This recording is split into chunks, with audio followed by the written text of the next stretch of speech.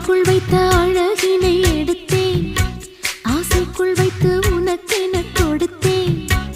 இதமாகத்தான் பதமாகத்தான் என்னை தீண்டு தாகம் தணியும். ஓடைக்குள் வந்த மலரினை பறித்தே, ஓசைகள் இன்றி மணி முத்தம் பதித்தே, பழச்சாரையும் இளநீரையும் பரிமாற வேண்டும் தினமும். அந்திப்பகல் வந்ததொரு இன்ப மயக்கம், அஞ்சு விரல் பட்ட இடம் மெல்லச் சிலிர்க்கும்.